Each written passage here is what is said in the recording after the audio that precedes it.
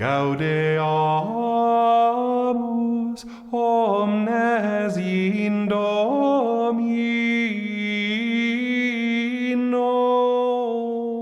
I am going the way of the fathers, for I see myself being summoned by the Lord. Sanctorum omnium. Welcome to The Way of the Fathers, a podcast sponsored by CatholicCulture.org. I'm your host, Mike Aquilina. In this first year of our series, it seems we've spent a lot of time jumping back and forth between Roman Egypt, centered in Alexandria, and Roman Africa, centered in Carthage. In our last episode, we were in Africa with Lactantius. Now we're going back to Egypt to meet a young man named Anthony. But we won't meet him in cosmopolitan Alexandria. We won't find Anthony among the intellectuals at the Didascalion, where we found Clement and Origen. Nope. Anthony we'll find in the little farming village of Keman, about 60 miles distant from the nearest city, which was Cairo. Anthony couldn't read or write, and yet he was fairly well off. At 18 years old, he found himself heir to his family's property, about 200 acres of cash crops. With the death of his parents, he was also now the guardian of his younger sister. Theirs was a Christian family at a time when it was particularly challenging to be Christian. The Roman Emperor Decius had launched his thoroughgoing persecution of the Church in 250 AD, the year before Anthony was born. It was a program of forced apostasy. Christians were required by law to offer sacrifice to Roman gods, or be put to death. For a year, there was widespread bloodshed. The program subsided in 251 when Decius died, but flared up again in 257, and intermittently for the rest of the century. It seems that Anthony's family managed to thrive even in those difficult times. Perhaps Christians were safer the further they lived from the cities. Anthony's biographies report no anxiety over martyrdom during his young life. In the year 269, he had a firm grasp on the family business and holdings. When we meet him, he's walking unhindered and unworried from his home to the liturgy at his parish church. That there was a parish church at all speaks volumes about the life of Christians in rural areas. Anthony is nobody special, and he's living in a place that doesn't even show up on the ancient maps. So how do we know his story at all? We know it because it is abundantly told by some of the most prestigious writers of Christian antiquity. The first book about Anthony was written by Athanasius the Great. Other detailed accounts followed by Jerome, Augustine, Evagrius, Rufinus, Cassian, Palladius. Very few figures in history have had such a celebrated lineup of biographers. Anthony merited their attention, and more than 17 centuries later, he still merits ours. St. Athanasius says little about Anthony's childhood. He was a shy child, averse to study, and moderate in his personal habits. He was raised in a devout home, and he continued his life of piety when his parents had passed away. While walking to church one day, he thought to himself about the primitive church, as it appeared in the Acts of the Apostles. He recalled that some of the disciples laid their possessions at the feet of the apostles to be given to those in need. Arriving at church then, he heard the day's gospel from St. Matthew. If you would be perfect, go, sell what you possess, and give to the poor, and you will have treasure in heaven. Anthony heard the passage as if it had been read aloud only for him. He went out immediately from the church and gave his lands and holdings away to his neighbors. Everything else he sold, with the proceeds going to the poor. He kept aside only a little for his sister's sake. But the next time he went to church, once again he heard the gospel as if it were for him alone. He heard Jesus say, "Do not be anxious about your life." And so he left immediately and took all that remained in his house and gave it away to the poor. He committed his sister to the care of a household of consecrated virgins, and he devoted himself entirely to a life of constant prayer and extreme self-denial. In a sense, That is the rest of his story. He lived a life of intense isolation and discipline from that day forward for almost 90 years. He never relented. He never backed down. He occasionally changed his location. All of that is true, yet all of Anthony's biographies read like breathless adventure stories. All of his depictions in art are dramatic. All the chronicles of his age recognize him among the most influential figures in Christian history. Anthony was a pioneer of sorts. In his own time, he became known as the father of monasticism. It's not that he was the first monk or the first ascetic. The Bible presents compelling figures like the prophets Elijah and Elisha in the Old Testament, and John the Baptist in the New Testament. It's clear that there were Jewish communities of ascetics in antiquity. The historian Josephus tells us about the Essenes in the Judean desert, and the philosopher Philo tells us about the Therapeutae in Egypt. Even Anthony's first biographer, Athanasius, recognizes that there were monks and monasteries in Egypt before Anthony. But Anthony somehow managed to bring the entire enterprise of Christian asceticism to a new level of development and visibility. At the beginning, he simply followed the example of local Christians who were already living the solitary life. There was an old hermit in the next village over who had been living in isolation since he was very young. Anthony imitated him. He traveled to other ascetics as well when he learned of them, and he sought their counsel. From his observations and experiences, he cobbled together a daily routine, a program of life, a plan of life that included manual labor, prayer vigils, fasting, and a rigorous examination of conscience. He strove to purify his thoughts and commit his mind to unceasing prayer. He ate only once daily, after sunset, but there were times when he took food every other day, or even every fourth day. He ate only bread and salt and drank water. He took no meat and no wine. For the little time he slept, he lay on the bare floor. He strove to need nothing and desire nothing except Jesus Christ. As Anthony began his struggle, so began his drama. From very early in his solitary life, he was beset by demons. They tempted him with memories of his former comfort. They tempted him with shame for abandoning his sister. They tempted him with lustful thoughts. In every case, Anthony fought back with the help of Jesus Christ, and he prevailed. We'll continue with Anthony's story in just a moment after this word from one of our friends. I'm Father Thomas Loya. I invite you to experience Lumen Christi Institute's September webinar series, Eastern Catholic Theology in Action. Learn about the distinct liturgy, theology, spirituality, and discipline of the 23 Eastern churches in communion with the Roman Catholic Church. This webinar series begins Thursday, September 3rd at 7 p.m.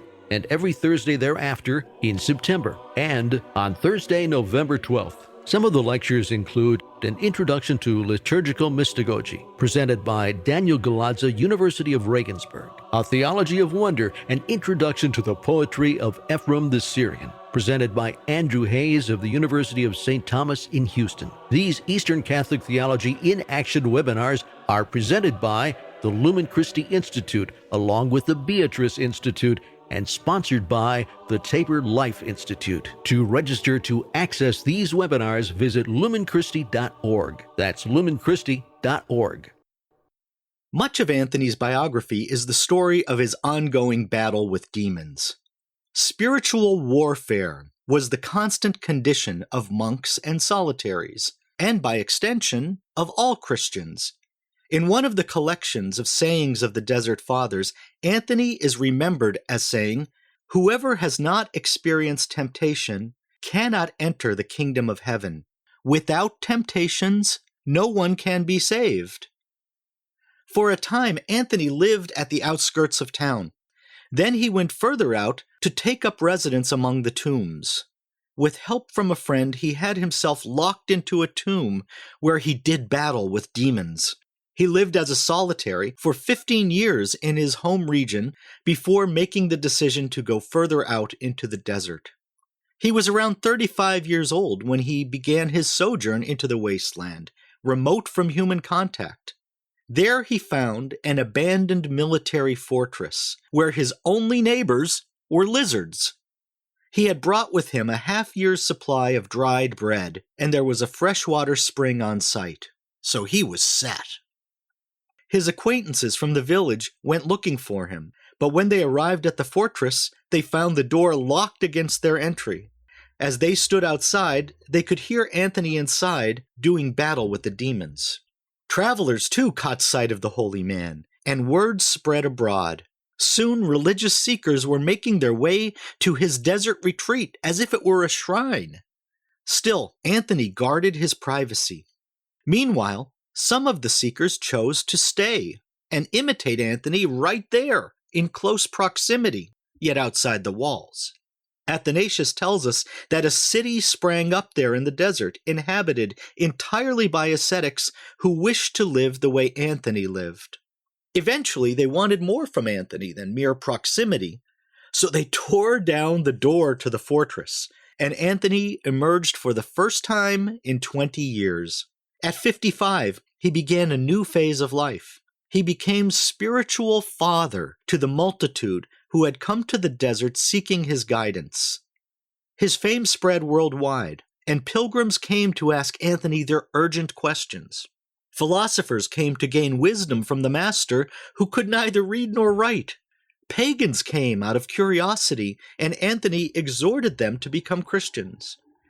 He had to employ monk secretaries to manage the flow of inquirers. He needed a translator too, since he spoke only Coptic, but most of his visitors spoke Greek. He also dictated letters to the distant communities that were striving to follow his model. He lived this way for 5 years before discerning that he should return to solitude. Nonetheless, even in isolation, he heard about the comprehensive program of persecution that had been enacted by the Emperor Diocletian. In the year 311, the slaughter grew fiercer under Diocletian's successor, Maximinus Daia. Now in his 60s, Anthony decided to make the journey to Alexandria to offer service to the persecuted Christians. He longed to die as a martyr, but he knew it was wrong to present oneself as a victim. So instead, he visited those who were in prison and counseled them in spiritual combat. He accompanied them to the courtroom and even to their execution. His presence so unnerved the judges that they banned all monks from attending trials. At the end of the persecution, he returned to living alone, though he continued to be pestered by pilgrims who sought prayer or counsel or exorcism. He was known to work miracles, and so his desert became a magnet for the desperate and persistent. He ventured out once more some years later when the Arian heresy was dividing Christians. He went again to Alexandria, this time to bear witness to the full divinity of Jesus Christ. Beyond Anthony's desert, the world turned and times changed. Persecution flared up and flamed out.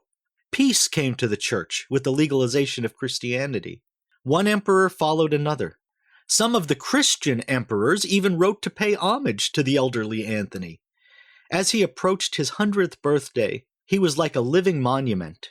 By then, monasteries were flourishing everywhere, and most of them had been inspired in one way or another by Anthony. He died in the year 356, just a few days after his 105th birthday, and then began his fascinating earthly afterlife. Athanasius said that immediately upon Anthony's death, he received inquiries from monks around the world who wanted to read a definitive account of the master's life. Athanasius responded by writing the book himself. It was the first of its kind, the first biography of a non-martyr saint, and it established the model for lives of the saints ever afterward. The book became an immediate bestseller in Greek. Some anonymous translator made a hasty but clunky rendering in Latin, and it took the other half of the world by storm. Soon afterward, the great monk Evagrius put his hand to the task of translation, and he produced a literary masterpiece. St. Augustine wrote that he witnessed two men discussing the book. They were so amazed and inflamed by Anthony's story that they committed right then and there to take up the monastic life. Athanasius's book had that kind of effect, and so did the many books that followed. St. Jerome barely mentions Anthony in his book of Lives of Illustrious Men. He simply directs his readers to Athanasius's work. But, not to be undone, Jerome did take up the research and wrote a book about Anthony's first master. The man had been nameless in Athanasius's account, but Jerome revealed that proto-monk as Paul the Hermit. The literature about Anthony is quite voluminous, and it was produced, as I mentioned earlier, by many of the leading lights of late antiquity. The ironies are rich. The man is perhaps history's least probable celebrity. He was uneducated and illiterate. He had no possessions or earthly power.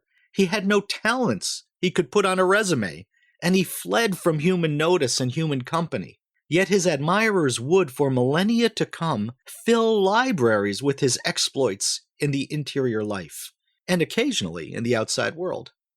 Anthony marks an important moment in human history. He was the model monk, but because he was first in the genre of hagiography, he also became the model saint. That fact is extremely important. It marks an important moment in the democratization of spirituality. Anthony was a Copt and a country bumpkin. He was nobody's idea of an elite. Even if his parents had a little land that won him nothing in the cities that dominated the culture of Greco-Roman Egypt, Anthony lacked all the right social connections. Yet all the world braved the desert to see him. Emperors looked to him for counsel and blessing. He became a favored subject for Christian artists in every generation. I should mention that my podcast sponsor, Catholic Culture, carries a complete recording of Athanasius's life of Anthony. It's available free online at catholicculture.org. I should mention also that it's from Anthony that I took the title of this podcast. It is his last words you hear at the beginning of every episode. I am going the way of the fathers, for I see myself being summoned by the Lord. If you enjoy going the way of the fathers, maybe God is calling you to be a recluse. But that's not necessarily the case. It could be that you just enjoy spending time with your spiritual ancestors. If you do, please consider making a contribution for the continuation of this podcast series. We're listener-funded, so we're dependent on the support of people like you. Please pay us a visit at catholicculture.org/donate/audio and let us know that you love the Fathers. We pray for our benefactors every day. Please join us next episode as we meet Alexander of Alexandria and his arch-nemesis, the heretic Arius. De quorum solemnitate gaudent angeli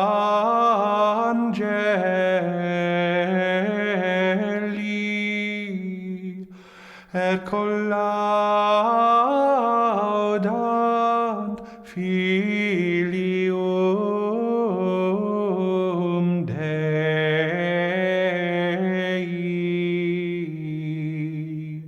Way of the Fathers is just one of the podcasts produced by CatholicCulture.org.